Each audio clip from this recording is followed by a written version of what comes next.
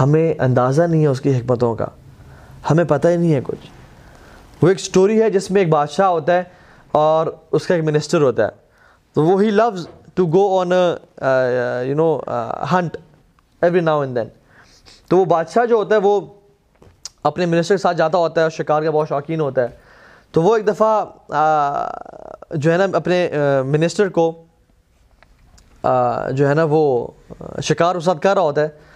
تو ہوتا یہ ہے کہ منسٹر سے مس فائر ہوتا ہے اور وہ بادشاہ کے ہاتھ پہ لگ جاتا ہے اور بادشاہ کی انگلی کو ڈیمیج کر دیتا ہے. تو بادشاہ جو ہے نا اس کو غصہ آتا ہے اس چیز پہ اور وہ کہتا ہے کہ اس منسٹر کو جیل میں ڈال دو. یہ جو شخص ہے نا یہ شخص قابل ہی نہیں ہے کہ منسٹر بنایا جائے. اور اس منسٹر کی بڑی اچھی عادت ہوتی ہے، وہ ہمیشہ کہتا ہوتا ہے کہ ہر خیر کا جو کام ہے، ہر اللہ کا جو حکم ہے وہ خیر سے بھرپور ہے. الخیر فیما یختار اللہ، الخیر فیما یختار اللہ. وہ کہتے ہیں کہ ہر اللہ تعالیٰ کا جو حکم ہے، جو کام ہے، وہ خیر سے بھرا ہوا ہے. تو جب اس کے ہاتھ پہ وہ تیر لگتا ہے بادشاہ کے ہاتھ پہ اور اس کو ڈیمیج کرتا ہے تو منسٹر کہتا ہے کہ الخیر فیما یختار اللہ. وہ کہتے ہیں کہ اس میں بھی خیر ہوگی، اس کو جیل میں ڈالو. اس کو جیل میں ڈال دیا جاتا ہے اور جب جیل میں جا رہا ہوتا ہے وہ تو یہ اسٹیٹمنٹ کہتا ہے الخیر فیما یختار اللہ، اس میں بھی اللہ تعالیٰ کی خیر ہوگی، برکتیں ہوں گی.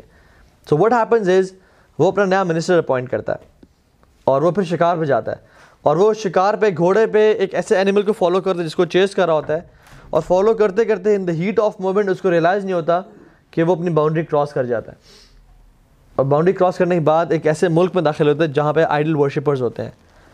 وہ لوگ آتے ہیں، اسے پکڑ لیتے ہیں اور اس کے منسٹر کو بھی پکڑ لیتے ہیں اور دے یوز ٹو سیکریفائز جو بھی لوگ آتے ہیں ان کو اپنے خدا کے لیے. تو اپنے سب سے بڑے خدا کے سامنے لے جاتے ہیں کہ یہ شخص پکڑا گیا ہے اور اس کو جو ہے نا وہاں پہ باندھتے ہیں اور اس کو سلاٹر کرنے لگتے ہیں. تو دیکھتے ہیں کہ اس کے ہاتھ تو ڈیمیج ہے اس کی، اور ان کا وہاں پہ رول ہوتا ہے کہ ہم کسی بھی ایب والی چیز کو اپنے رب کے لیے قربان نہیں کریں گے. تو اس کو چھوڑ دیتے ہیں، اس کے منسٹر کو پکڑتے ہیں اور کہتے ہیں تمہیں ہم اس کے لیے قربان کریں گے اور اس کو قتل کر دیتے ہیں.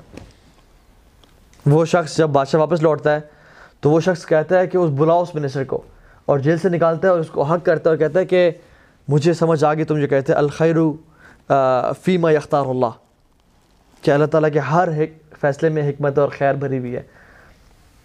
تو مجھے سمجھ آ گئی کہ میری جو انگلی میں کٹ لگا تھا وہ اس لیے لگا تھا کہ اللہ تعالیٰ نے مجھے اس سے بچانا تھا، کہ اگر میری انگلی پہ آج کٹ نہ ہوتا اور یہ ڈیمیج نہ ہوتی تو آج مجھے وہ ہلاک کرتے اور مار دیتے.